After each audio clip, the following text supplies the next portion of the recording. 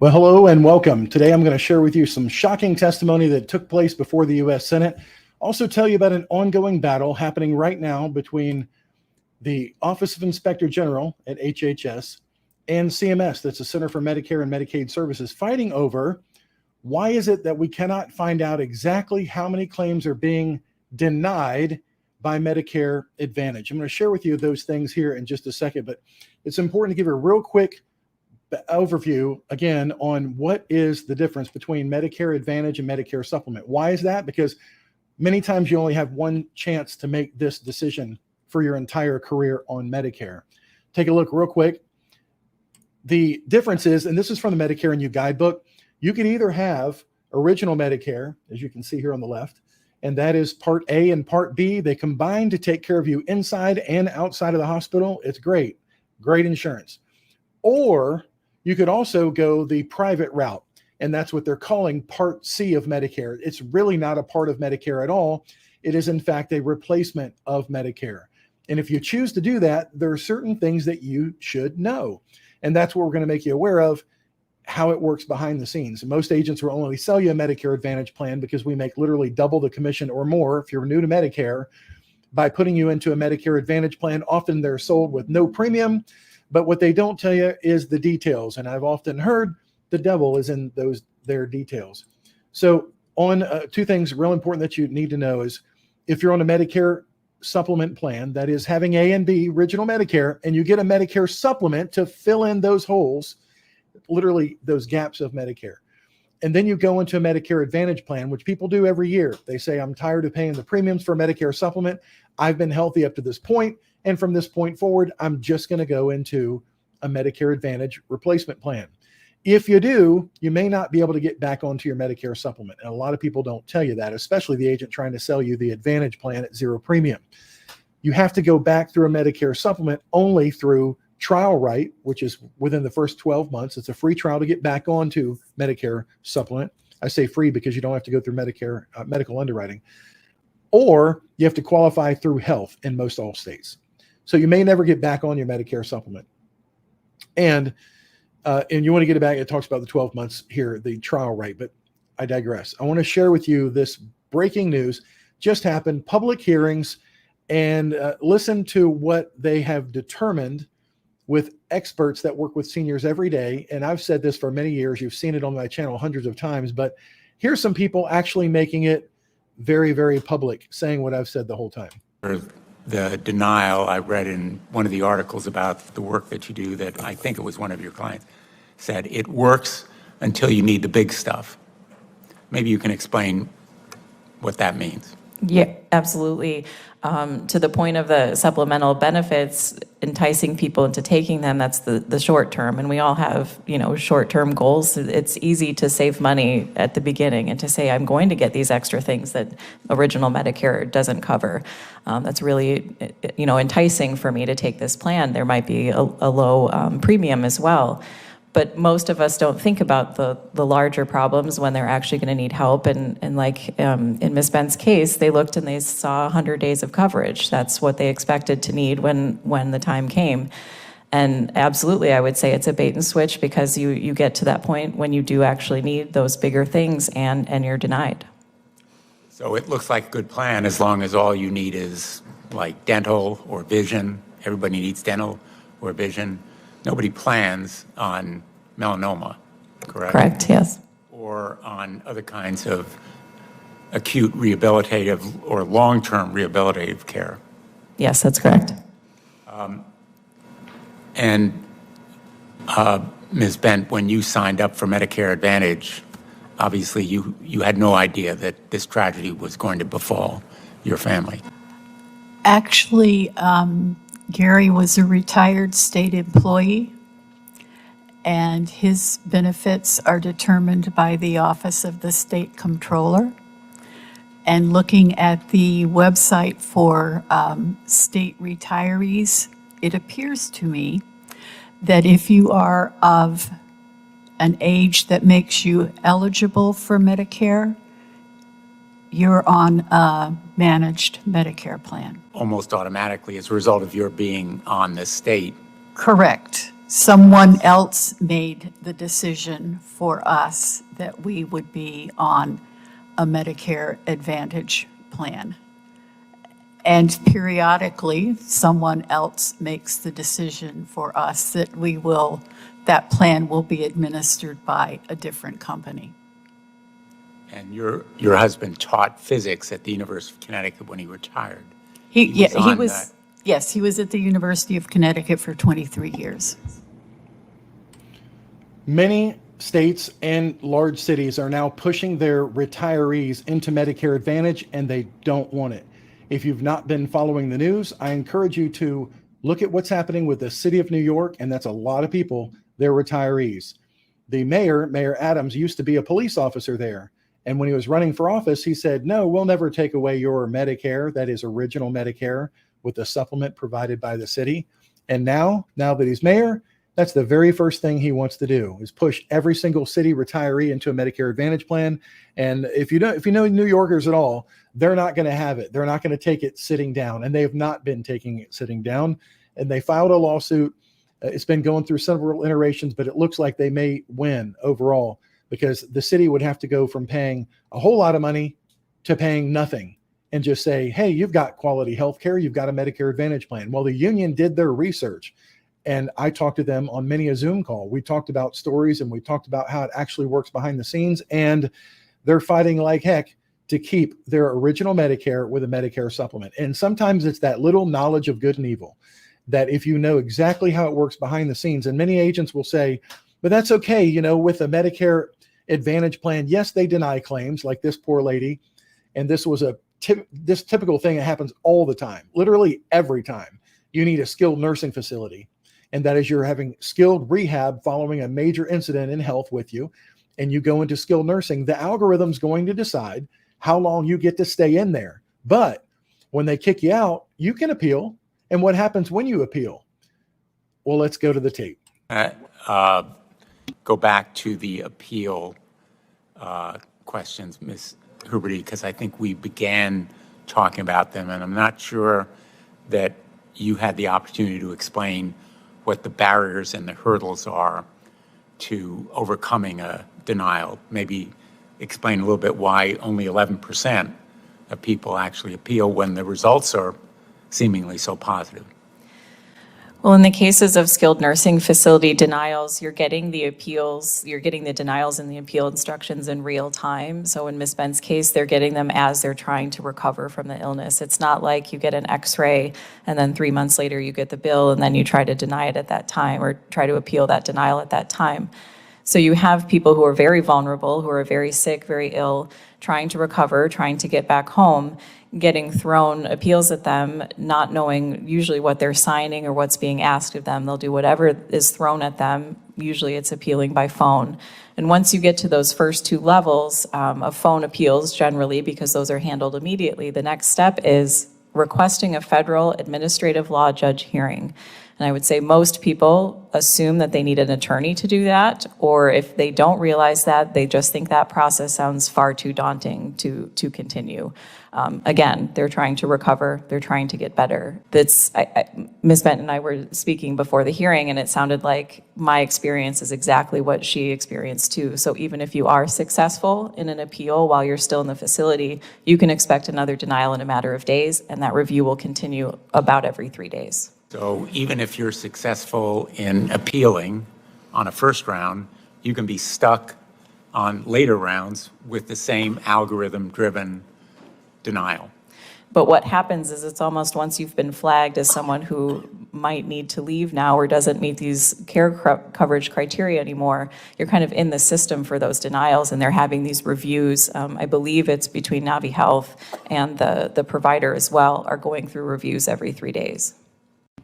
Yeah, there are two organizations out there, just two, that all the Medicare Advantage plans go to for their algorithm to determine how many days in the skilled nursing facility you should be able to have to stay in there. So it's automatically decided for you. I did a video about that recently, about the artificial intelligence algorithm determining based on your situation, what you have right now, that's how long you're going to be approved for. No doctor sees it. No health staff reviews it. It's just completely automated. So what do you think happens when you're getting so much money from the government for your health care for you as the senior, and then they routinely deny the care all the time, only when it's the big things, remember. So what does that do to their profit? If they're being paid for you to be on that plan, they've replaced your A and B, your Medicare, you're not on that anymore, even though you have to pay for the Part B premium still. How does that work exactly? You still have to maintain paying for your Part B premium to be on an Advantage plan, but you're removed from the benefits of Part B because you have to go into a facility on like Part A would have taken care of with no problem. And when she said they saw 100 days, and that's what their outline of coverage showed, they have 100 days of skilled nursing they can have. No, you can't. That would be the maximum that they would pay for if the algorithm approved it for that long, but it never, absolutely never does. So what does that do to the profit? Smallest of the 7 big for-profit insurers, Centene, Humana, and Molina, now get 80 to 90% or more of their revenue from taxpayers through the Medicare Advantage plans they operate and the state Medicaid programs they manage. Look, as we've shared with you all before, Medicare Advantage is privately run but publicly funded. A trait of privately run Medicare Advantage is basically overbilling the Medicare system and ripping off US taxpayers. Awesome. Look no further than the CEOs of the 7 largest publicly traded insurance companies who made a combined $335 million just last year. A little bit of money to be made there. So what I want to share with you is what's going on behind the scenes also in this fight going on between the Office of Inspector General and these the CMS, that's the Center for Medicare and Medicaid Services, that oversees both Medicare and the private system to make sure that they maintain the same guidelines. This is a QR code that you can scan if you'd like to. It'll take you to this webpage where I'm documenting all the things happening with Medicare Advantage. It's called allaboutmedicareadvantage.com. And you'll find articles like this one, where the Office of Inspector General finds profit to blame for the denials in Medicare Advantage claims. The Office of Inspector General audit found that payers may deny beneficiary and physician claims to gain extra profits through the Medicare Advantage program. Well, duh, that's what they're doing, and that's what it's all about. And let's see, if you wouldn't mind, do me a favor. If you've liked the video so far, and we've got a lot more for you coming up, please hit the like button on there. It will really help, and it'll share that video more with other people. And if you happen to know anybody at all that is considering what their choices are going to be for themselves for Medicare, please show them this video, because I have some more facts that you will absolutely want to know. And if you go to that other website, allaboutmedicareadvantage.com, then it kind of combats the fluff that you're hearing out in the marketplace. So thanks for watching, and stay tuned on the subscription. So this is a recent thing that came out, and it says, this is the Office of Inspector General. They said to Medicare, hey, why don't you have a flag for your Medicare Advantage companies that you're supposed to be supervising, and that flag would be able to determine when they've denied somebody's claims. Because if you just ask the industry and you ask a particular Advantage plan, how many claims have you denied of major things? Let's say people need back surgery. How many of those back surgery prior authorization requests have been absolutely declined? They can't tell you. They can't tell you because they've never been told that they have to maintain that information. So the Office of Inspector General says, look, to keep integrity in the program and to combat fraud, you need to be able to tell us when you're denying these people's care and their treatment. It's obvious the OIG's already found that the reason why they do it is so that they can keep the money instead of paying it out, because they're paying a flat rate every month for those people. So the Office of Inspector General, I don't want to get too much in the weeds here, but it says that they analyzed a whole bunch of data from 2019, and they found adjustment code descriptions. Now, adjustment code is when they filed one claim, and then the insurance company goes back and says, no, we're going to adjust that in some way, shape, or form.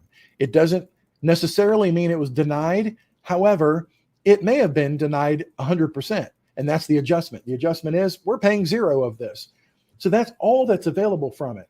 And it says that all the entities involved, the oversight entities include staff from the CMS Center for Program Integrity, Medicare Drug Integrity Contractors, OIG investigators and data analysts, and healthcare fraud staff at the Department of Justice. Finally, we also interviewed, for part of their data, staff from CMS to determine the reason why CMS does not require Medicare Advantage organizations to submit denied claim indicator information on Medicare here's what they found.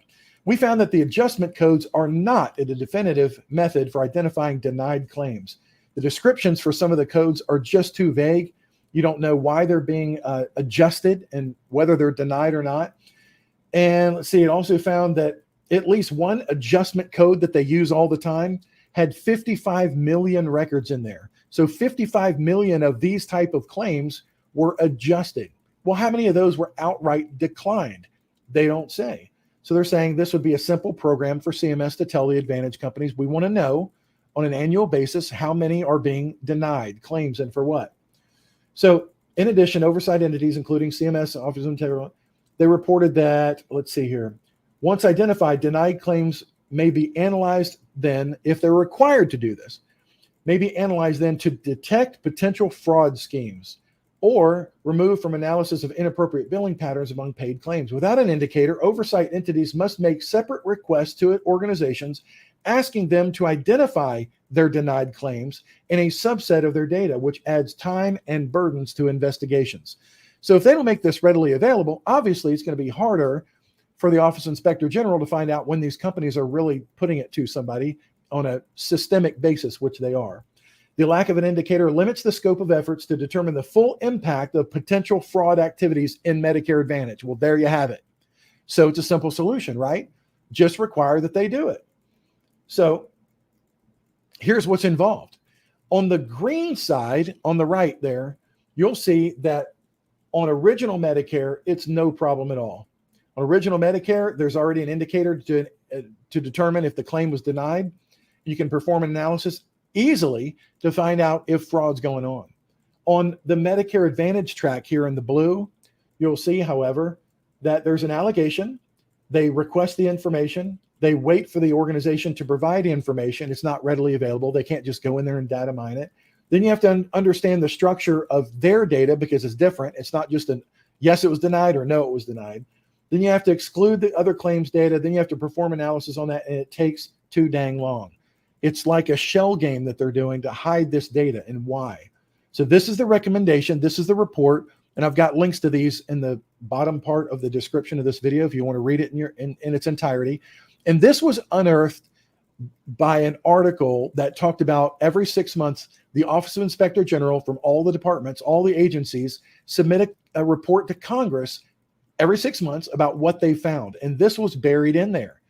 And so the Office of Inspector General with Health and Human Services said, we recommend to strengthen the Medicare Advantage oversight and combat fraud, we recommend that CMS require Medicare Advantage organizations to definitively indicate, too much coffee today, Medicare Advantage encounter data records when they have denied payment for a service on a claim. However, CMS did not concur with our recommendation. CMS said no. Wow. They just said no. No thanks. We're not going to do it. So that's fascinating. And they said it would be too much of a burden on their programs, just not going to do it. So there's another part of what's going on here. And we talked about the profit incentive and the denying claims and then the appeals. They make it so hard when you're already in the midst of it, going through it. But there's another study. This one came out. $75 billion a year. Now think about that. That's taxpayer money. $75 billion a year, a new analysis says, is going to Medicare Advantage plans. How is that? Well, there's two reasons that they identify for it. And the researchers said that 20% of the entire cost that's going to Medicare Advantage shouldn't be. It just shouldn't be going there. And it needs urgent reform, as it says down there. Urgent reform. So the current Medicare Advantage payment structure results in overpayments marked higher than previously understood. The analysis highlights how Medicare Advantage currently operates and the need for reform on how they're paid. And this is a School of Public Policy genius there. And here's why. In private Medicare plans, like the Medicare Advantage replacement plans, they have two main motivators. One is to make their population look sicker than they are. Because when they upcode them, and that is they attribute to a patient higher diagnosis than actually exists, then it looks like the population on this Medicare Advantage plan is sicker than the average person out there. And if that's the case, guess what? They get more money. In reality, however, that's not what's happening. They're actually finding that these people are healthier. And this goes into that right here. Make it larger so you can see it. Identifying substantial favorable selection in Medicare Advantage does not shine light on the factors behind it. They call that favorable selection, by the way. Favorable selection could be driven mostly by individual beneficiaries choosing which model is most suited to them, that is original Medicare or Medicare Advantage, given their preferences and medical condition. Or it could be driven by mostly by actions of the plans, right, some of which are designed to improve care, right, that attract relatively low spending enrollees. So, and we talk to people new to Medicare every single day, and here's what we found out. Here's my little subsection of whether this is happening everywhere or not, I don't know, but I've talked to thousands of seniors already, and I know that this is happening. If you're very healthy and you have lived 65 years with not a peep, never been to the doctor, don't take any drugs at all, then you must ask yourself, do I need to have a Medicare supplement to supplement original Medicare, or do I not have to pay that at all? I'll just get a zero premium plan, and my health for the next 25 years will be the same as my health has been for the last 65 years, and everything will be fine. We hear it all the time. You know, they'll say my mother, my brother, my father, you know, they've all lived to like 100 years old. And as a result, I will too, and will not have one iota, one scratch on my health. And by God, that's great if that actually happens. So those are the people primarily that are choosing, let me go into a Medicare Advantage plan. And that doesn't help them with their upcoding much. And that's why they'll send somebody out to do a health risk analysis when you sign up for a Medicare Advantage plan, or they'll do it over the phone or by a video call. And they'll ask you, listen, we want to get you additional benefits that you may be entitled to. How many times have you heard that? And we're going to ask you some questions to see if you ever had symptoms of the following things. And they go through them. And what they're trying to do there is upcode you into a population of people that are sicker, so they can report that back to Medicare and say, look, see, he's sicker than what you would normally find in the normal audience out there. So we need more money from the government. When in reality, this favorable selection means that the people who don't use healthcare very much, or they select that they're going to be healthy forever and ever and ever, they're going to go ahead and pick a zero premium Medicare Advantage plan. And when they pick a zero premium Medicare Advantage plan, that plan literally has to pay less for their healthcare. So they're winning on this side and they're winning on that side. It's like heads I win, tails you lose. They're going to win on both sides of the coin, literally, because they've got healthier people going in there thinking nothing will happen. And oftentimes they're right. And that's great. And that's why we help both with Medicare Advantage plans and Medicare supplement plans, whichever one fits you best. We only know that by listening to you. So that's what's happening with Medicare Advantage, why they're making so much money right now. And now there are a couple of things, reforms coming out that I'm really, really encouraged by. And I think now for the first time in the season coming up for 2024, as I record this today, we are going to see more of our clients that we've had over the years, thousands of them, decide that for the first time, maybe the Medicare supplement rates has gotten too much for them. And during the annual enrollment period, which is October 15th through December 7th, they may choose to go try a Medicare Advantage plan. And like I said at the very beginning, if you've not tried a Medicare Advantage plan before and you go try one now, you've got 12 months to decide if that's for you or not.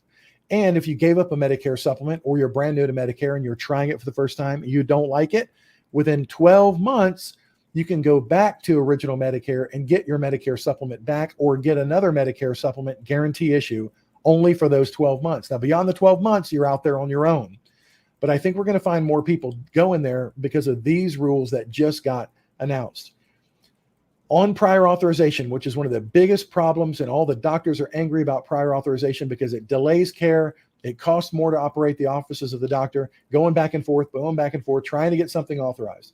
So this is an article that came out about the new final rule that's going to take place no sooner than 2024, unfortunately, but it's coming. It's right around the corner. And when we do the enrollment period, it is for 2024, so the rule will be in place by then, unless it's watered down between now and then. But it says CMS finalized the following changes to prior authorization requirements in Medicare Advantage. Remember, original Medicare with the supplement, there's no such thing. There are no prior authorizations. So in response to concerns from the Office of Inspector General, which you heard about most assuredly on this channel on YouTube, and other stakeholders that prior authorization processes are limiting beneficiaries' access to care. So beginning January 1, 2024, Medicare Advantage plans will be required to follow traditional Medicare coverage guidelines when making medical necessity determinations. That would be great, wouldn't it? Because every insurance agent that's ever sold Medicare Advantage, when that's the only thing that they sell, they'll say, you get everything in Medicare Advantage that you also get on original Medicare. That's a crock of lies. You don't. You don't get the same treatment, the same flexibility, the same network access, which is any doctor in the country, any hospital in the country that accepts Medicare. You don't get that on Medicare Advantage. It's just a plain lie. But what they're saying here is when they're doing a coverage determination, they're going to have to finally, because they said they always did, they're actually going to have to do what Medicare would do. Now that, in my mind, would be a whole industry shift. And that's why I put it under the category of good news. If this goes in like it's written, it will be great. The Office of Inspector General, I think, is going to have their job made out for them in a big way to make sure that this is actually adhered to. So also establishes internal coverage guidelines in the absence of coverage guidelines noted above in original Medicare, but their internal coverage guidelines have to be based on widely used guidelines in clinical literature. And it literally says their determinations cannot be made solely for financial purposes. That's it. And it also tells you right now, those determinations are made solely for financial purposes. Duh, that's the other side of it. So it also says they'll make this new rule, prior authorization approval valid for as long as medically necessary. They don't have to keep doing it every month and keep doing it again. To avoid disruptions in care and in accordance with applicable coverage criteria, the patient's medical history and the treatment provider's recommendation. That's nice. They're going to listen to the doctor for once. It will also provide a minimum 90-day transition period when an enrollee who is currently undergoing treatment switches to a new Medicare Advantage plan. This has been a huge problem. When you have somebody on a Medicare Advantage plan, they get their notice of change in September saying, hey, next year, your doctor's not going to be there. Your hospital's not going to be there. We're changing the whole plan around. You can stay with it if you want to, but here's all your benefits that are going to be different and why. When that happens, it's a huge disruption because Medicare Advantage plans literally are refiled and different every single year. Things are added, things are changed, networks are changed, networks added. By the way, in contrast, on original Medicare, if you have a Medicare supplement, that Medicare supplement is just like the black and white of a life insurance policy. It will not and cannot change. If you had a Plan F from 1975, it's going to be the same Plan F in 2023. Those benefits can't change. That's amazing. It's wonderful. But on a Medicare Advantage plan, again, every year, expect a change. So when you change, now they're going to have a minimum 90-day transition period talking about things that were prior authorized before. That is wonderful. It'll also establish a committee that reviews utilization management. Utilization management, for those in Rio Linda, that means that's when they deny your care. You're going to manage your utilization of your health insurance. Anyway, they're going to establish a committee that reviews utilization management and prior authorization policies annually and keeps current of local coverage determinations and national coverage determinations and other traditional Medicare coverage policies, trying to bring Medicare Advantage finally in line with original Medicare and what it approves. Again, let's hope it actually comes to fruition. This is the part that I enjoy because those agents who've been getting away with things for so long, especially blowing up our televisions, are finally going to have some accountability. As part of the same rule, under marketing and communications, CMS has finalized 20 of 21 proposed changes. They put these out a year ago and they waited for comments from the general public. So 20 of them are going through. They're aimed at eliminating confusion and potentially misleading marketing practices among Medicare Advantage plans. You don't have those with Medicare Supplement. They don't confuse people. They don't make lies and they don't make false assertions to people. They do in Medicare Advantage. So CMS will prohibit ads that do not mention a specific plan name and those that incorporate words, imagery, Medicare logos, and other language that may confuse or mislead beneficiaries or misrepresent the plan. CMS also finalized changes aimed at preventing predatory behavior. Wow. It's going to be a change that there's not going to be predatory behavior. So what I've been saying now for 9 years, saying the same thing, is the Medicare Advantage marketing has been predatory behavior. However, they finalized changes aimed at preventing predatory behavior. It'll still be there. You'll still get the telemarketing calls, which are illegal as they can be, people knocking on your door, sending you false things in the mail. And then slowly but surely, it is my hope that CMS and the OIG and the Department of Justice Health Enforcement Branch will go after these agents. Additionally, CMS is finalizing policy aimed at helping enrollees receive accurate information about Medicare coverage and to educate them on accessing accurate information from other relevant sources. One of those problems has been that the provider directory that they give you when you sign up is different when it goes into effect. Big problem. They're trying to work on that. So again, on the left, the Medicare and You Guidebook points out you do have two choices. You can do original Medicare, which is fantastic. It pays for 80% of everything. Or you add that with a Medicare supplement plan, and now you're whole. Now you don't worry about where you go. You don't worry about what you need done. You don't worry about whether it's going to be authorized by a plan or not. No, it's automatic. See, on the Medicare supplement side of the house, the insurance companies have no say in whether or not a claim is paid. That decider is Medicare. So if Medicare says it's medically necessary because your doctor says it's medically necessary, Medicare pays its portion, sends it straight over to the Medicare supplement plan, which automatically, through a process called crossover at Medicare, automatically pays the other part. Very seamless, very simple. And for the customer service side, servicing more than 10,000 customers, I can tell you, our customer service work on Medicare supplement is absolutely zero. So if you want a business to be in where you're helping people and you don't want to do customer service work because the people who support what you sold either are good or not good, and then it comes back on you. I've had the luxury of the last 9 years of doing this exclusively and on YouTube. The people who come to us and they're signed up for Medicare supplements, we don't have to do anything because all the claims are paid. It's very, very simple. You have a claim, it's paid. Then when we got into Medicare Advantage, and we start seeing under the hood, and we see how when somebody insists that's what they want, a zero premium plan, I want to be happy in my little HMO because my doctor says he takes it right now. My hospital says that they take it right now. Then that's when we have the problems. That's when we have the claim battles. We have the appeals, the different layers of appeals, ending up in front of an administrative law judge. A federal judge is going to decide the fate of whether or not you get that surgery. Meanwhile, the entire time you've been fighting through the appeals process, you've been in pain and agony waiting at home because they won't let you go in the hospital to get the. Anyway, I digress. You can have either one. Original Medicare and a supplement, simple. Medicare Advantage plan, it's constantly in flux. And hopefully, there's some good things coming. We're going to keep you informed as these things start to get implemented. And by all means, you really should subscribe to this YouTube channel so you don't miss anything. And that's what I got. We help with both plans, by the way, in all states across the country. And the states that we're not in, we have a partner in that state that specializes in that state. So you can call us anytime. And if you know somebody that's new to Medicare, it's important that they know what's going on. These Senate hearings that were happening, experts from around the country sharing what's been going on, like the lady whose husband had to go home, no treatment for you, and then he died. There are countless stories like that in the testimony. I'm going to be bringing it to you in YouTube Shorts. You can see it right here on the channel if you're subscribed. Otherwise, just search YouTube for Christopher Westphal Medicare, and you will be informed. I'm Chris Westphal. Thank you for watching. God bless you, and have a wonderful day. Appreciate you being here.